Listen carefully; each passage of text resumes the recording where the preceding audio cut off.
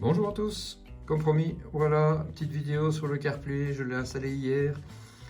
Ça m'a pris à peu près, je vais dire 2 heures de temps parce qu'il a fallu démonter pas mal de pièces de la moto, la bulle, le pièce du carénage, enlever les deux selles, etc. pour passer les câblages.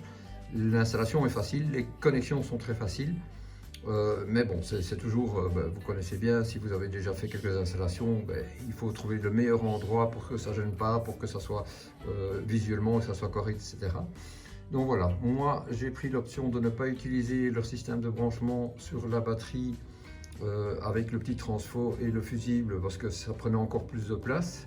Et comme ils ont fourni également un système de branchement sur USB, donc c'est la connexion du CarPlay USB. Donc qui est très valable aussi. Je l'ai connecté directement sur le port USB d'origine BMW. Ça ne me prive pas d'une entrée USB, enfin d'un branchement USB, parce que j'ai quand même conservé le cradle BMW qui lui a une entrée USB-C ici. Donc il y a toujours des possibilités de branchement.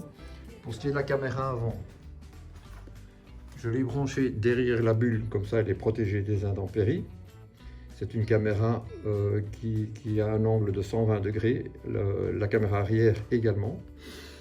Donc pour passer les câbles, j'ai suivi un petit peu le support du cradle BMW. Je suis passé à l'intérieur. Le câble est passé par là en dessous. Il revient en dessous de la petite plaque de tableau de bord que j'ai installé moi-même. Il passe en dessous et il vient se connecter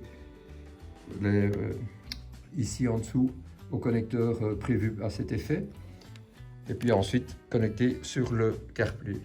Pour la caméra arrière, c'est la même chose, un peu plus long, mais il y a un câble additionnel en fait pour la longueur.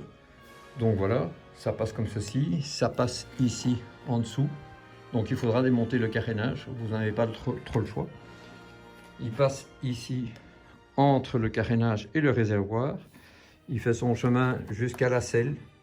Attention de toujours bien fixer, que les câbles ne glissent pas parce que ça pourrait, si jamais il y a une coupure dans le câble, vous auriez éventuellement un problème de mauvaise masse. Donc c'est pas conseillé, fixez toujours bien vos câbles.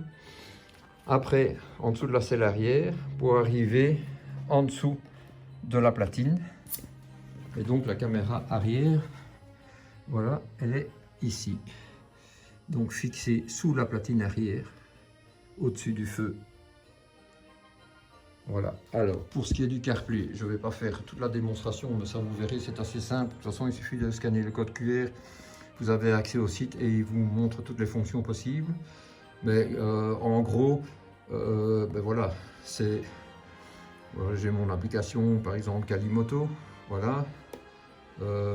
C'est un CarPlay, hein, vous connaissez le CarPlay, voilà, toutes vos applications fonctionnent, tout ce qui fonctionne en CarPlay, voilà, vous l'avez, c'est l'effet miroir de votre téléphone. Il fonctionne aussi, donc ici, on va arriver sur l'écran principal. Ici, vous avez l'activation des caméras, vous avez la possibilité de filmer avant, arrière ou avant et arrière, c'est comme vous voulez, vous switchez vous-même ici avec les caméras. Donc voilà, là vous avez la caméra arrière. Parfois, quand vous roulez, ça peut toujours être intéressant si vous n'avez pas de capteur d'angle sur les rétroviseurs. Vous avez la caméra arrière et avant, ou caméra principale arrière et dans le coin la caméra avant. Donc voilà, vous avez toutes ces possibilités-là, ou la caméra avant uniquement. Donc là, on retourne sur Home, voilà. Donc là, vous avez les paramètres. Donc ici, quand vous allez dans les paramètres, je ne vais pas vous faire le tout parce que sinon on en a pour quelques heures, mais simplement une petite indication. Ici, quand vous poussez sur le système audio, vous avez l'option fermée. Quand il est sous fermé, ça veut dire que le son va passer par l'intermédiaire de l'écran CarPlay. Donc il y a un petit haut-parleur ici derrière là.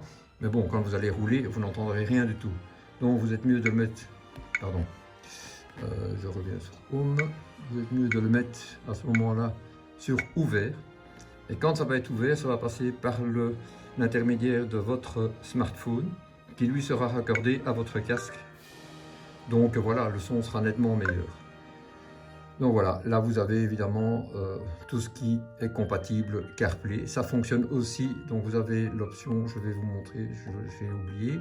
Donc comme moi c'est smartphone, iPhone, c'est un CarPlay. Si vous avez un Samsung, vous cliquez sur Android, ça fonctionne très très bien.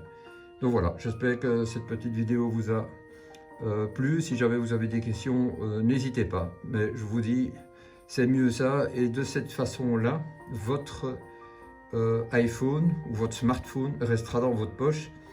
Comme je vous avais dit, il y avait eu des indications de surtout Apple qui avait lancé en disant attention, les supports moto dangereux pour les caméras de smartphone. Donc voilà, là ça permet de garder votre smartphone en poche et d'utiliser uniquement l'écran CarPlay. Voilà, à bientôt.